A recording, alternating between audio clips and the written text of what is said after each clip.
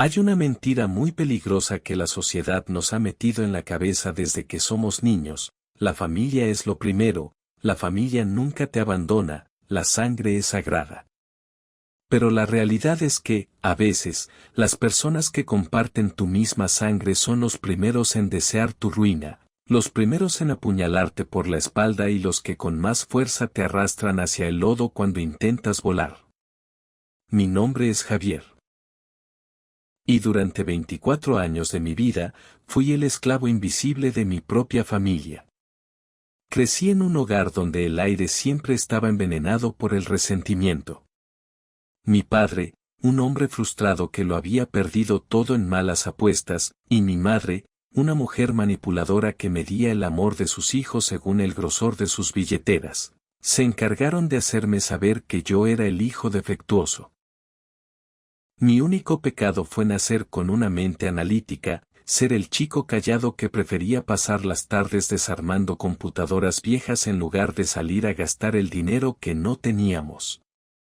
Por el contrario, mi hermano mayor, Mateo, era el dios de la casa. Mateo era carismático, flojo, derrochador y arrogante, pero ante los ojos de mis padres, él era el que estaba destinado a hacer grandes cosas. Cuando Mateo arruinaba un negocio o chocaba un auto por andar de fiesta, mis padres usaban mis ahorros del trabajo nocturno para cubrir sus deudas. Él es tu hermano mayor, Javier, tienes que apoyarlo.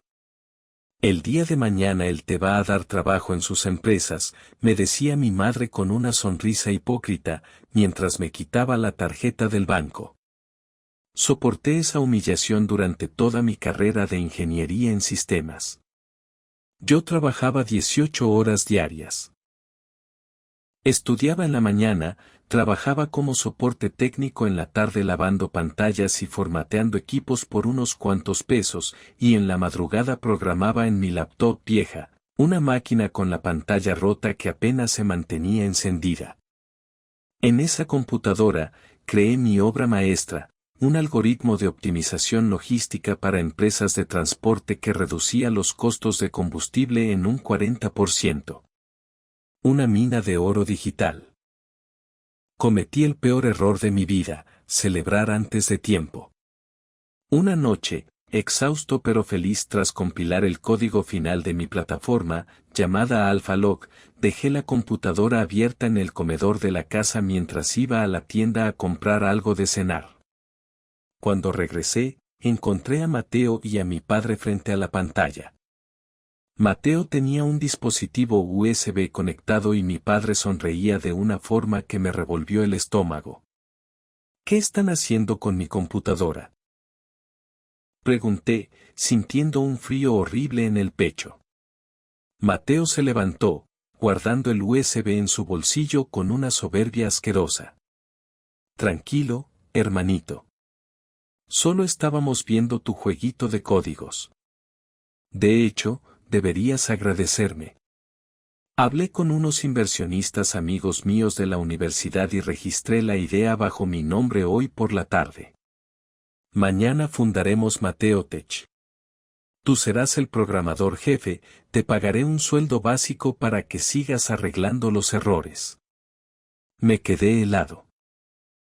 Con la voz temblorosa, miré a mi padre esperando que lo detuviera. Papá, es mi proyecto. Llevo 3 años sin dormir por esto. Es la propiedad intelectual de mi tesis. Mi padre ni siquiera me miró a los ojos.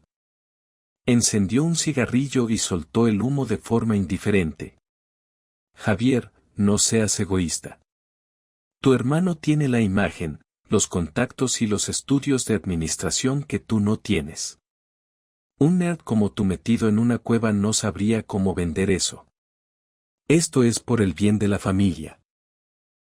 Con el dinero de Mateo, compraremos una casa nueva. Firma la cesión de derechos que te dejó en la mesa y ya no hagas drama. Mi madre entró al comedor en ese momento, tomando el documento. Firma, hijo. No rompas la armonía de la casa por un capricho. Tú eres bueno trabajando desde las sombras. Miré el papel en la mesa. Miré los rostros de las 3 personas que se suponía debían protegerme del mundo exterior, y entendí que mis peores enemigos dormían bajo mi mismo techo. En ese segundo exacto, algo se rompió dentro de mí para siempre. No grité, no lloré, no armé un escándalo. Me acerqué a la mesa, tomé el bolígrafo y firmé el papel de la cesión de derechos.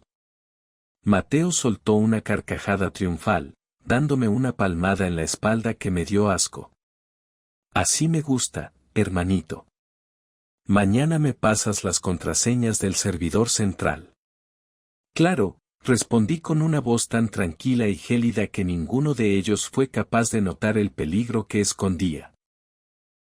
Las contraseñas ya están en tu correo. Esa misma madrugada, mientras todos dormían profundamente, empaqué mi laptop vieja, 3 mudas de ropa en una mochila rota y mis documentos personales. No me despedí de nadie. No dejé una carta de reclamo. Caminé bajo la lluvia hacia la estación de autobuses con solo $50 en la bolsa. Esa noche corté el primer lazo. Dejé que se quedaran con el código de AlphaLog. Lo que el idiota de mi hermano no sabía, es que un código es solo texto, pero el verdadero genio que sabía cómo mantenerlo vivo, actualizarlo y escalarlo, se estaba marchando de esa casa para nunca más volver. Los primeros 6 meses en la capital fueron un infierno viviente. Alquilé un cuarto diminuto en la azotea de un edificio viejo en el sector más barato de la ciudad. El lugar apenas tenía espacio para una cama individual y una mesa de madera donde puse mi laptop. El techo goteaba cuando llovía y el calor en las tardes era sofocante, pero por primera vez en mi vida, respiraba paz. Nadie me gritaba, nadie me robaba el dinero de mi comida y nadie me recordaba lo inservible que era. Para sobrevivir, conseguí un empleo remoto como desarrollador de bajo nivel para una empresa extranjera.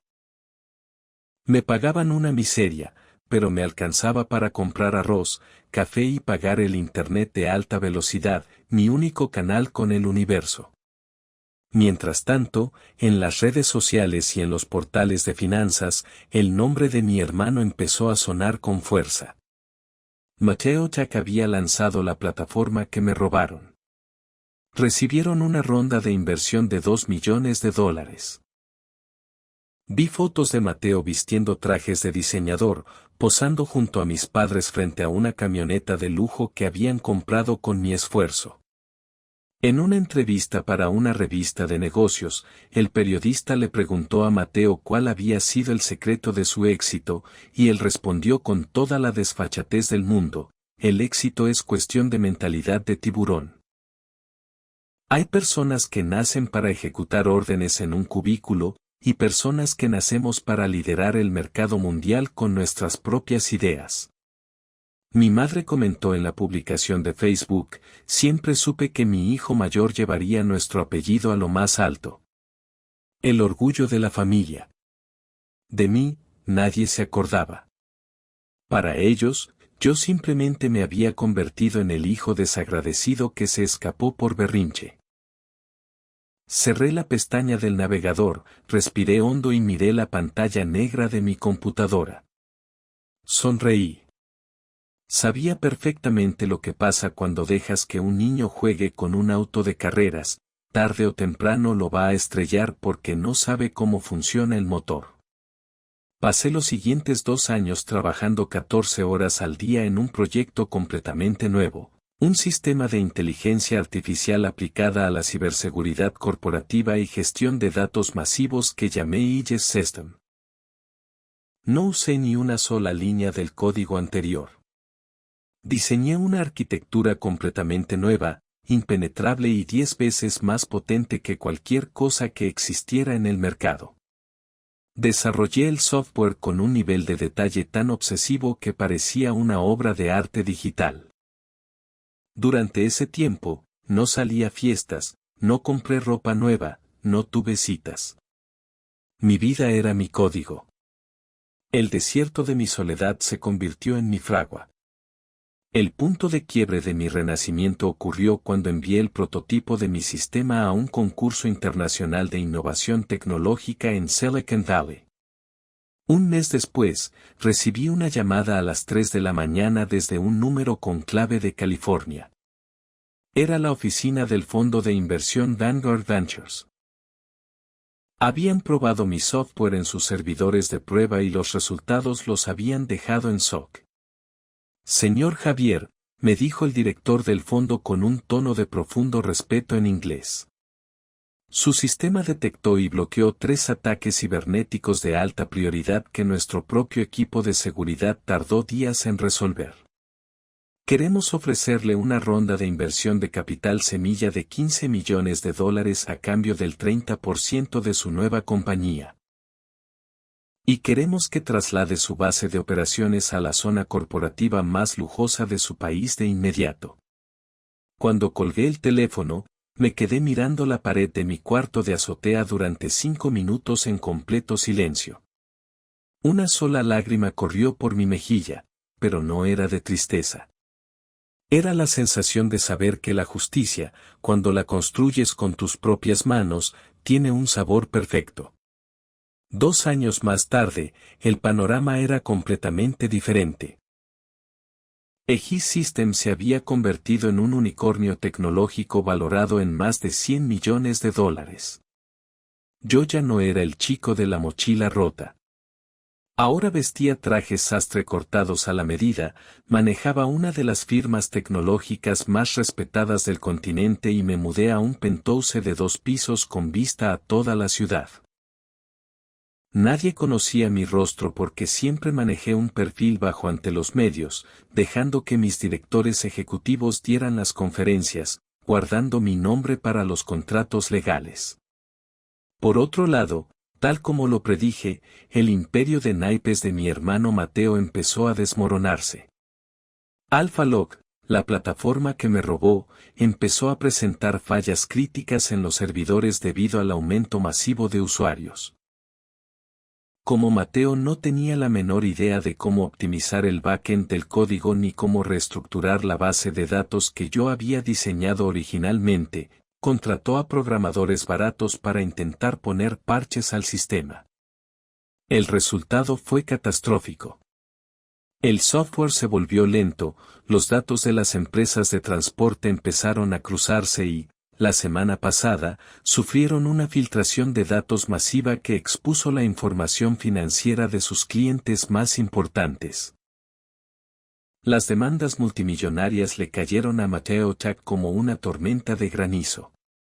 Los inversionistas los abandonaron, las cuentas de la empresa fueron congeladas y el nombre de mi hermano pasó de las revistas de negocios a las secciones de fraudes financieros. Estaban en la quiebra absoluta, debiendo millones y con la amenaza real de terminar en prisión. Una mañana, mientras tomaba un café en mi oficina presidencial viendo los reportes del mercado, mi teléfono personal sonó. Era un número que tenía bloqueado desde hacía 4 años, pero que el sistema redirigió debido a una solicitud de emergencia. Contesté. Bueno, dije con una voz neutral y madura. Al otro lado de la línea, escuché la voz temblorosa y quebrada de mi madre. ¿Javier? ¿Hijo? ¿De verdad eres tú? Ay, gracias a Dios que contestas. Comenzó a llorar de forma dramática, usando ese tono de víctima que tantas veces usó para manipularme en la infancia. Hijo, hemos estado buscándote por cielo, mar y tierra.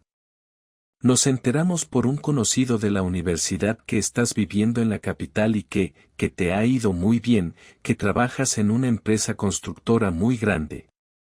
Ella ni siquiera sabía que yo era el dueño. Javier, tienes que ayudarnos, la familia te necesita. Tu hermano Mateo cometió un pequeño error de negocios y unos hombres malos nos quieren quitar la casa y meterlo a la cárcel. Necesitamos que nos prestes $300,000 de inmediato para pagar a los abogados. Por favor, hijo, recuerda que la sangre es sagrada. Me recosté en mi sillón de piel, viendo los edificios a través del ventanal. No sentí rabia, no sentí pena. Solo una profunda indiferencia. No tengo esa cantidad de dinero para regalársela a Mateo, mentí con total tranquilidad, solo para probar hasta dónde llegaba su veneno. La voz de mi madre cambió instantáneamente en un segundo. La dulzura falsa desapareció, reemplazada por la misma agresividad manipuladora de siempre. No seas mal agradecido, Javier. Nosotros te dimos un techo y comida durante 24 años. Si tienes un buen trabajo es gracias al sacrificio de tu padre y mío. Tu hermano está sufriendo y tú viviendo como un rey en la capital. Mañana mismo vamos a ir a tu ciudad a buscarte en tu oficina para que des la cara como un hombre. No se molesten en buscarme, respondí secamente. No me interesa saber nada de ustedes.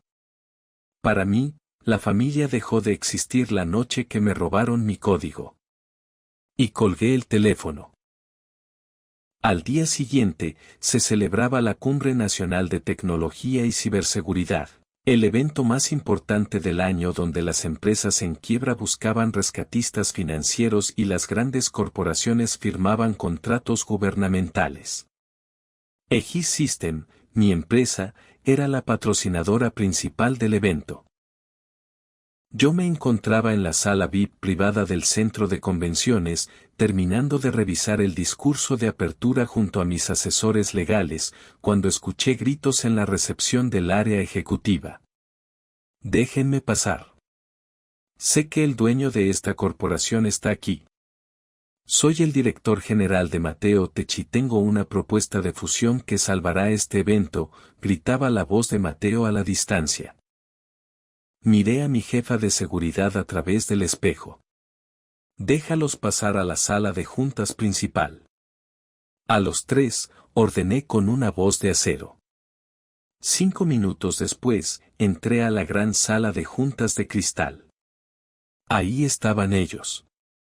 Mi padre, vistiendo un traje viejo que ya le quedaba grande, mi madre, con un bolso de imitación desgastado, y Mateo, con el rostro sudoroso, el cabello desaliñado y una carpeta arrugada bajo el brazo.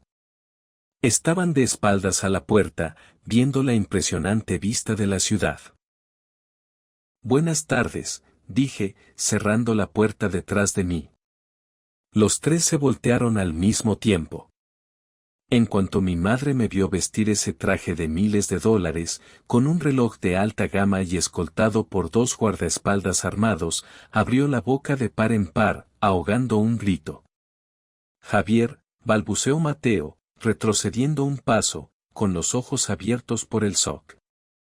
¿Qué haces tú aquí? ¿Eres el chofer o el asistente del presidente de esta empresa? Mi asesor legal, que entró detrás de mí, lo interrumpió con una voz gélida y profesional. Señor de la Riva, le pido más respeto. Está usted ante el ingeniero Javier de la Riva, fundador, accionista mayoritario y presidente ejecutivo mundial de Aegis System. El silencio que siguió en esa sala fue tan denso que casi se podía cortar con un cuchillo. El rostro de mi padre se puso completamente pálido. Mi madre se llevó las manos a la boca, dándose cuenta en ese instante de que el hijo al que habían humillado, expulsado y robado, era ahora el dueño del imperio más grande del país. Me senté en la cabecera de la enorme mesa de roble, crucé las manos y los miré con una frialdad que los hizo estremecer. Escuché que traían una propuesta de fusión de negocios. Los escucho. Mateo, desesperado, tragó saliva y se acercó a la mesa de forma sumisa, dejando caer su arrogancia por completo. Javier. Hermano, por favor. No sabíamos que todo esto era tuyo. Es una bendición. Mira. Mateo Tech tiene problemas temporales con el servidor. Si tú inyectas $10 millones de tu empresa y absorbes nuestras deudas, podemos unir los 2 sistemas. Volveremos a trabajar juntos en familia, como antes. Papá puede ser el consejero y mamá manejará las oficinas principales. Somos un equipo, Javier. Mi madre corrió hacia mí, intentando tomarme de la mano con lágrimas falsas corriendo por sus mejillas. Sí, mi hijo hermoso. Dios escuchó mis oraciones y te bendijo para que pudieras salvar a tu hermano. Perdónanos si fuimos duros contigo en el pasado, pero lo hacíamos para forjar tu carácter. Mira lo lejos que llegaste gracias a que te enseñamos a ser fuerte. Todo fue por tu bien, hijo. Escuchar esas palabras me dio una mezcla de asco y lástima. Retiré mi mano lentamente, evitando su contacto como si fuera veneno. Me senté en la cabecera de la enorme mesa de roble, crucé las manos y los miré con una frialdad que los hizo estremecer. Escuché que traían una propuesta de fusión de negocios. Los escucho. Mateo, desesperado, tragó saliva y se acercó a la mesa de forma sumisa, dejando caer su arrogancia por completo. Javier, hermano, por favor. No sabíamos que todo esto era tuyo. Es una bendición. Mira. Mateo Tech tiene problemas temporales con el servidor. Si tú inyectas $10 millones de tu empresa y absorbes nuestras deudas, podemos unir los dos sistemas. Volveremos a trabajar juntos en familia, como antes. Papá puede ser el consejero y mamá manejará las oficinas principales. Somos un equipo, Javier. Mi madre corrió hacia mí, intentando tomarme de la mano con lágrimas falsas corriendo por sus mejillas. Sí, mi hijo hermoso. Dios escuchó mis oraciones y te bendijo para que pudieras salvar a tu hermano. Perdónanos si fuimos duros contigo en el pasado, pero lo hacíamos para forjar tu carácter. Mira lo lejos que llegaste gracias a que te enseñamos a ser fuerte. Todo fue por tu bien, hijo. Escuchar esas palabras me dio una mezcla de asco y lástima. Retiré mi mano lentamente, evitando su contacto como si fuera veneno. ¿Por mi bien?, pregunté con una voz baja pero que resonó como un trueno en la sala. Me robaron el trabajo de 3 años. Me obligaron a firmar un papel bajo amenazas. Me echaron a la calle con $50 en la bolsa esperando que muriera de hambre en la capital para que Mateo pudiera presumir una vida de lujos que no le pertenecía. ¿Y ahora se atreven a venir a mi oficina a hablar de familia y de lazos sagrados? Mi padre dio un paso al frente, con la voz temblorosa por primera vez en su vida. Javier, sé que cometimos errores. Pero somos tus padres. No puedes dejarnos en la calle. Si los acreedores nos quitan la casa por las deudas de Mateo, terminaremos en la miseria. Ten algo de piedad, por la sangre que nos une. Miré a mi padre a los ojos. La sangre solo hace parientes, Señor. La lealtad y el respeto es lo que hace a la familia. Y ustedes rompieron ese lazo hace 4 años. Saqué una carpeta de mi escritorio y la deslicé por la mesa hacia Mateo. No va a haber ninguna fusión de empresas. De hecho, IGES System acaba de comprar la totalidad de la deuda de Mateo Tech esta mañana por una fracción de su valor real a los bancos principales. Mateo parpadeó, confundido, abriendo la carpeta. ¿Compraste nuestra deuda? Entonces, ¿nos salvaste? No, respondí con una sonrisa fría que los dejó helados. Compré su deuda para convertirme en su único y absoluto acreedor legítimo. Eso significa que a partir de este minuto, yo soy el dueño de sus oficinas, de sus camionetas de lujo y, sobre todo, de la casa familiar de mis padres que Mateo dejó como garantía en el banco. Mi madre soltó un grito de terror, arrodillándose en la sala de juntas de cristal. No. Javier, por favor. No nos quites nuestra casa. Es lo único que tenemos. Yo no les estoy quitando nada, sentencié, levantándome de mi asiento y viéndolos desde arriba con total indiferencia. Su propio hijo favorito se los quitó con su ambición e incompetencia. Yo solo estoy ejecutando la ley de los negocios. Mis abogados iniciarán el proceso de desalojo de la casa mañana a las 8 de la mañana. Tienen 24 horas para empacar sus cosas en bolsas de basura y marcharse, exactamente el mismo tiempo que ustedes me dieron a mí. Mateo me miró con los ojos inyectados en sangre, perdiendo los papeles por completo, intentando abalanzarse sobre mí. Te odio, maldito nerd. Eres un monstruo sin corazón. Nos destruiste la vida. Los dos guardaespaldas armados lo tomaron de los brazos con brusquedad, torciéndole la espalda y azotándolo contra la mesa de cristal. Sáquenlos de mi edificio de inmediato, ordené sin mirarlos. Y entreguen las copias de las auditorías de servidores a la Fiscalía General. El señor Mateo tiene una cita pendiente con el juez por fraude electrónico a usuarios de transporte. Más tarde esa noche, cuando la cumbre tecnológica terminó y el edificio quedó en completo silencio, subí a la terraza de mi penthouse en el piso 40. El viento de la noche era fresco, disipando las nubes y dejando ver las luces doradas de la ciudad que se extendía hasta el horizonte.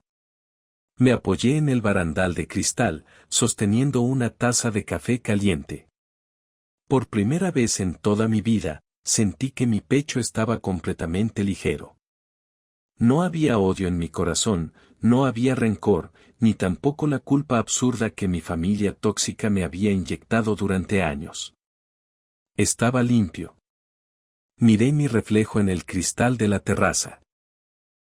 Ya no quedaba nada de ese chico asustado que programaba con frío en el comedor de una casa de lámina, soportando los insultos de su hermano y el desprecio de sus padres. Ese chico había muerto, y de sus cenizas, construí un imperio de millones usando únicamente mi inteligencia, mi código y mi fuerza de voluntad. Saqué mi teléfono celular, entré a la configuración de seguridad y eliminé de forma permanente y definitiva los números de toda mi línea biológica. No más llamadas, no más chantajes, no más veneno disfrazado de amor familiar. Las personas que me decían que era un egoísta por marcharme tenían razón, fui egoísta. Pero gracias a ese egoísmo, entendí que cortar los lazos con la gente que te destruye no es maldad, es el acto de amor propio más grande que un ser humano puede cometer. Ellos se quedaron con su orgullo podrido, con su codicia y con la miseria que ellos mismos sembraron. Y yo me quedé con el control absoluto de mi propia vida, con la frente en alto frente al futuro y con la certeza absoluta de que en el banquete del éxito, la libertad es el trofeo más valioso que el dinero jamás podrá comprar.